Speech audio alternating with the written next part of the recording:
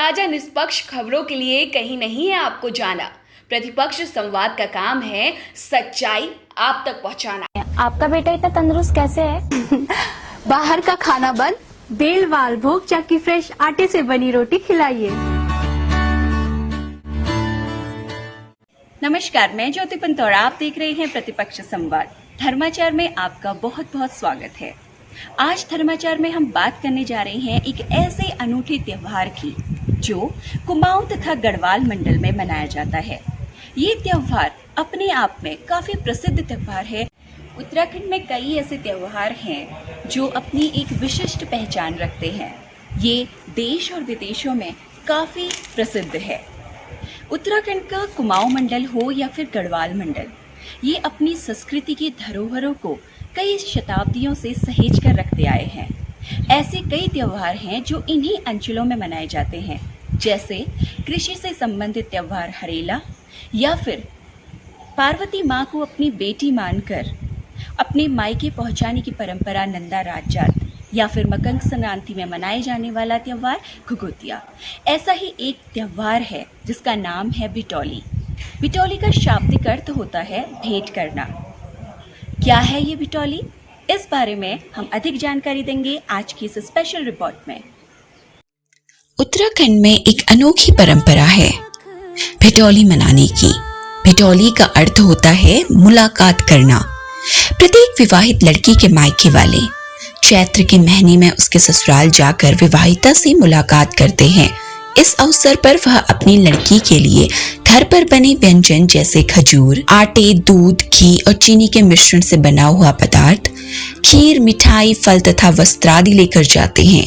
शादी के बाद की पहली भिटौली कन्या को वैशाख के महीने में दी जाती है और उसके पश्चात हर वर्ष चैत्र मास में दी जाती है।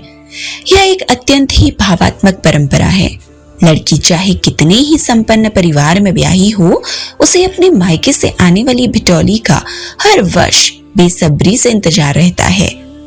इस वार्षिक सौगात में उपहार स्वरूप दी जाने वाली वस्तुओं के साथ ही उसके साथ जुड़ी कई अदृश्य शुभकामनाएं, आशीर्वाद और ढेर सारा प्यार दुलार विवाहिता तक पहुंच जाता है।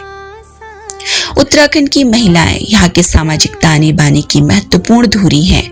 घर परिवार संभालने के साथ ही पहाड़ की महिलाएं पशुओं के चारे और ईंधन के लिए खेतों जंगलों में अथक मेहनत करती हैं। इतनी भारी जिम्मेदारी उठाने के साथ ही उन्हें अपने जीवन साथी के साथ भी बहुत सीमित समय के लिए ही समय मिल पाता है, क्योंकि पहाड़ के अधिकांश पुरुष रोजी रोटी की तलाश में देश के अन्य हिस्सों में पलायन करने के लिए मजबूर हैं। इस तरह की बोझिल जिंदगी निभाते हुए पहाड़ की विवाहित महिलाएं इन सभी दुखों के साथ ही अपने मायके का विछोह भी अपना दुर्भाग्य समझकर किसी तरह झेलने लगती हैं। लेकिन जब पहाड़ों में पतझड़ समाप्त होने के बाद पेड़ों में नए पत्ते पल्लवित होने लगते हैं और चारों ओर बुराश व अन्य प्रकार के जंगली फूल खिलने लगते हैं, तब इन महिलाओं को अपने मायके के बारे में सोचने का अवकाश मिलता है। इस समय खेतों में काम का बोझ भी अपेक्षाकृत थोड़ा कम रहता है और महिलाएं मायके की तरफ से माता पिता या भाई के हाथों आने वाली भिटौली और मायके की तरफ से कुशल मंगल के समाचारों का बेसब्री से इंतजार करने लगती हैं।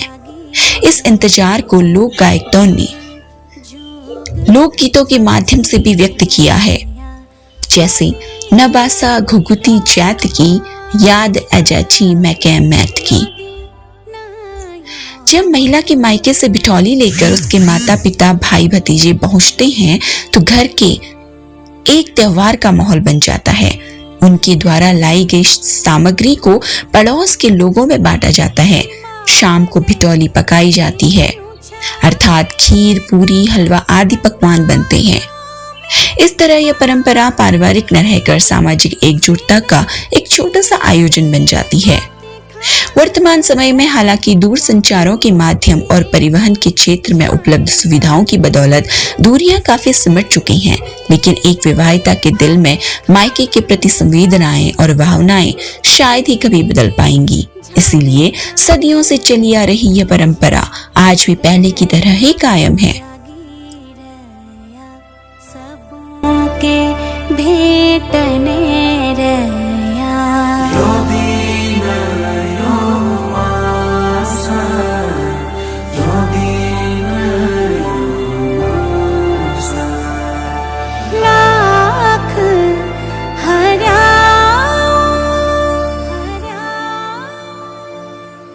धर्माचार में आज के लिए बस इतना ही। अगले हफ्ते फिर हाजिर होते हैं एक नई संस्कृति या फिर एक नए त्योहार के साथ। तब तक के लिए मैं ज्योति पंत आपसे इजाजत चाहती हूँ। आपका बेटा इतना तंदुरुस्त कैसे है? बाहर का खाना बंद, बेल वाल भोग, चक्की फ्रेश आटे से बनी रोटी खिलाइए।